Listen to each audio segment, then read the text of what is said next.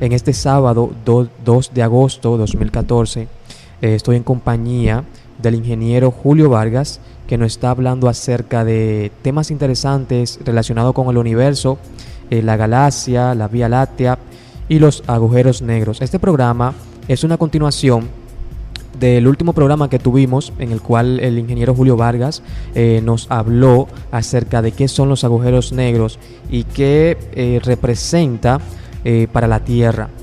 Durante ese programa quedaron muchas incógnitas y decidimos hacer la segunda parte del programa acerca de estos temas. Entonces, Julio, antes de irnos a la pausa, una persona preguntaba ¿qué es la galaxia y qué es el canibalismo galáctico?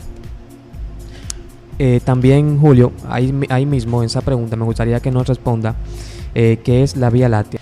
Mira, para entender un poquito mejor, inclusive la pregunta anterior que tú me hiciste acerca de lo que es el universo visible, vamos a prácticamente explicar esto desde un punto clave, que sería desde un inicio.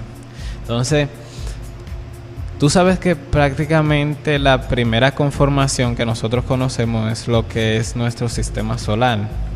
O sea, nuestro sistema solar, al igual como una partícula subatómica, está compuesto por lo que es un punto central que vendría siendo nuestro Sol, y este a su vez estaría siendo rodeado de una forma intrínseca, ya que estamos unidos al campo gravitacional del mismo, por asteroides o en cierto sentido satélites, que vendríamos siendo todos aquellos planetas que rodean el mismo, incluyéndonos a nosotros.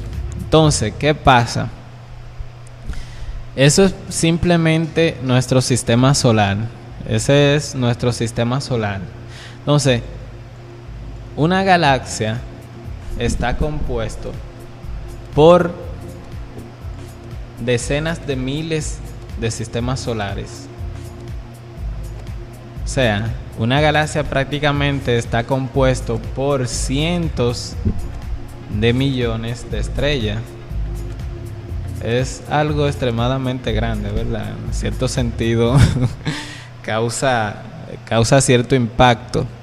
Tú duras horas en un viaje sencillamente en el mismo planeta. Entonces, para tú viajar a Marte, tú duras prácticamente meses viajando a velocidades extremas, aún mayores que la de cualquier avión que exista en nuestro planeta, ya que en sí los vehículos que transitan en el espacio, al no ser afectados por el campo gravitacional de la Tierra, sino por un campo en cierto sentido que funciona un poquito más intrínseco a lo que es el núcleo de un cuerpo galáctico, este permite viajar a mayores velocidades. Entonces, tú para, por ejemplo, viajar de la Tierra a Marte, tú duras prácticamente meses, y la medida en distancia viene siendo de cientos de miles de kilómetros.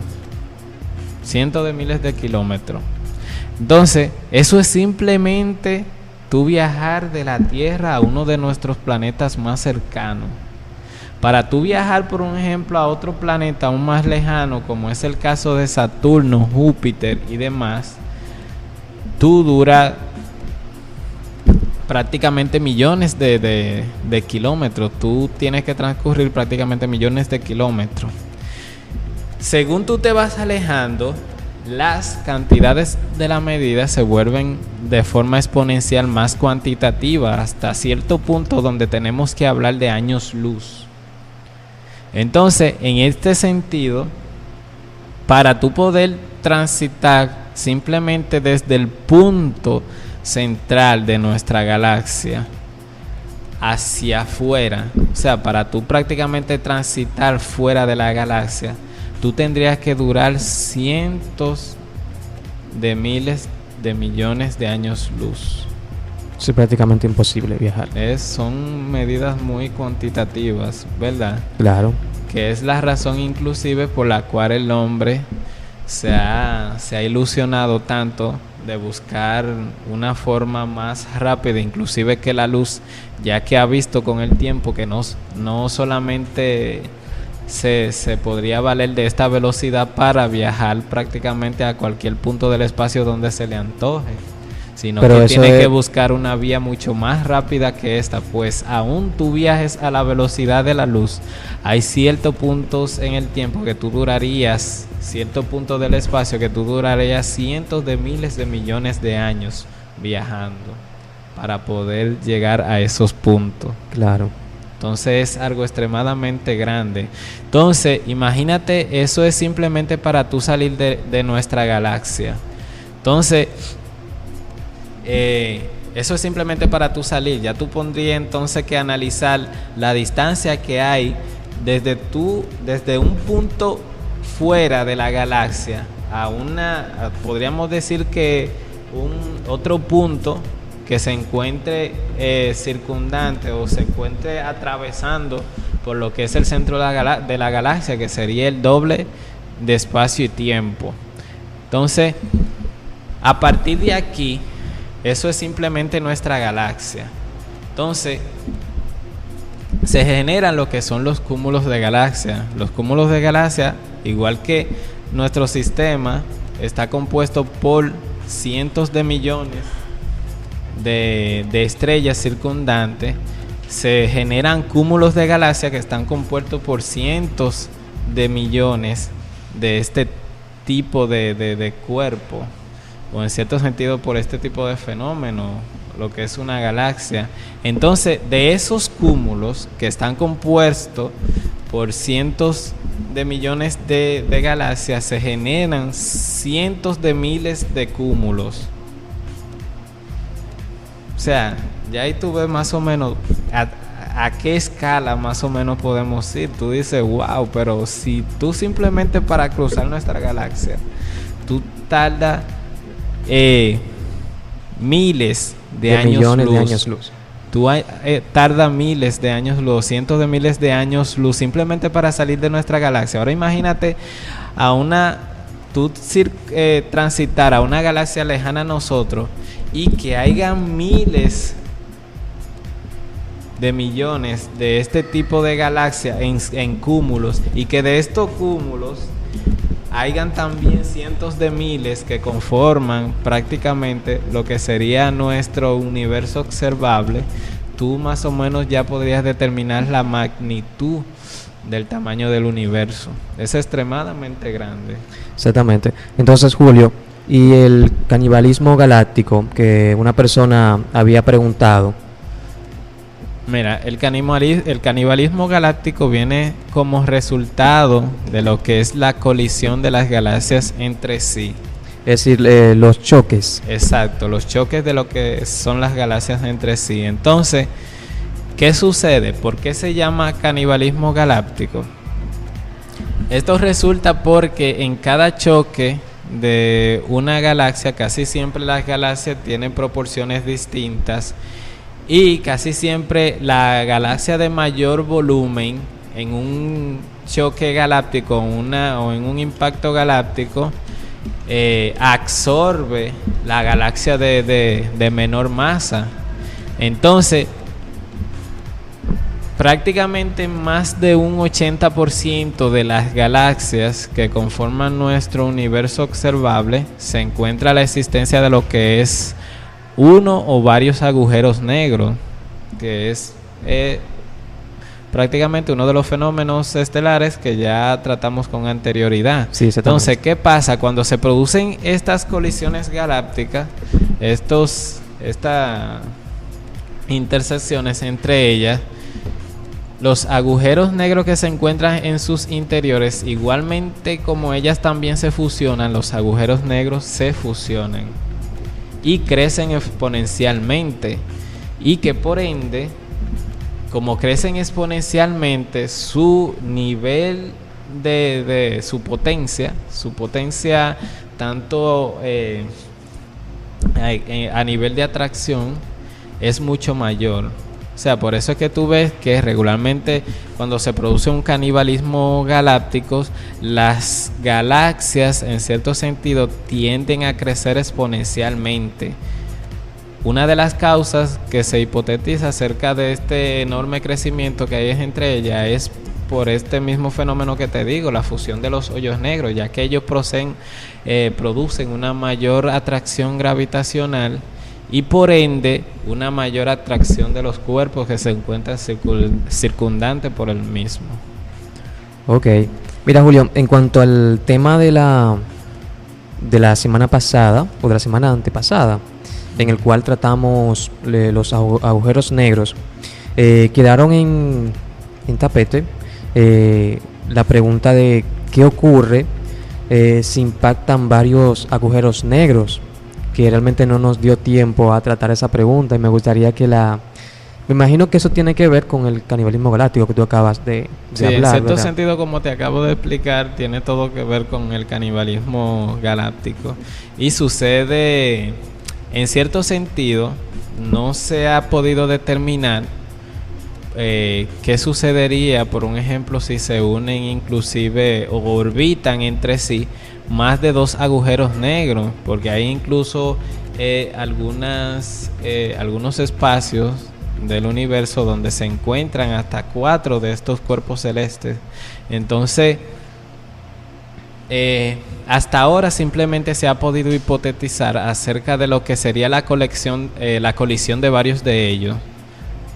Hasta ahora se ha determinado que el gran crecimiento de forma exponencial, porque en el análisis de estos tipos de fenómenos se han logrado ver de que entre ellos hay mucha diferencia de potencia, ya que uno es más grande que otro. Igualmente existen diferencias entre ellos y se ha determinado que prácticamente ellos han llegado a estos volúmenes arrabasales debido a la fusión entre ellos mismos. Es decir, que es posible que varios, no sé si te logro entender, si varios agujeros negros logran colisionar, puede resultar un agujero negro mucho más grande. Exacto, mucho más grande, con un poder de atracción mucho más inmenso. Entonces, por eso es que inclusive ellos se categorizan en 3 vertientes principales. Están lo que son los agujeros negros enanos, que son prácticamente las primeras formas de agujeros negros. Están los agujeros negros estelares, que son prácticamente un intermedio entre los que son los agujeros negros enanos y los agujeros negros masivos.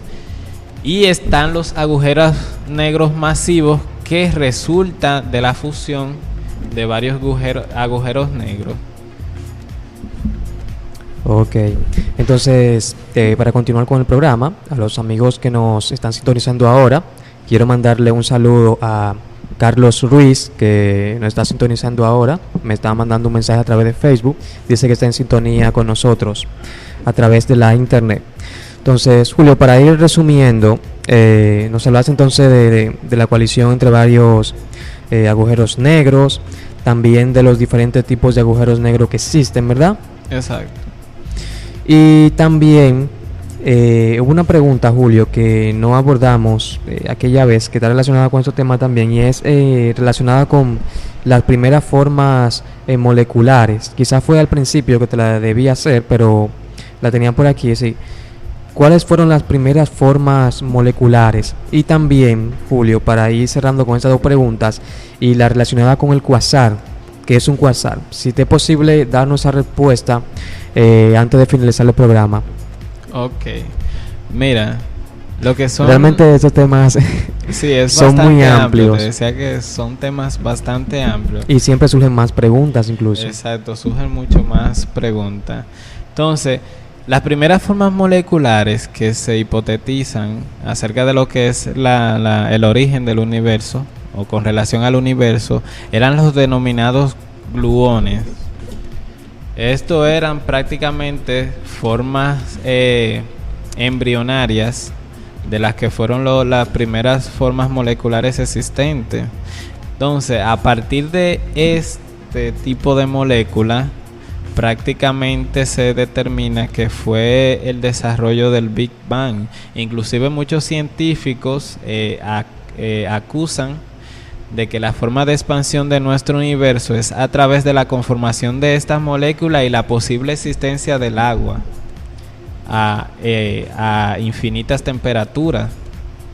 Entonces, si tú te fijas, muchas veces cuando tú tiras, por un ejemplo, una piedrita en un estanque, hay una onda de expansión resultante de esta ebullición. Entonces, una forma por la cual los científicos determinan la expansión o la forma de expansión del universo es a la posible existencia de esta en un origen inicial.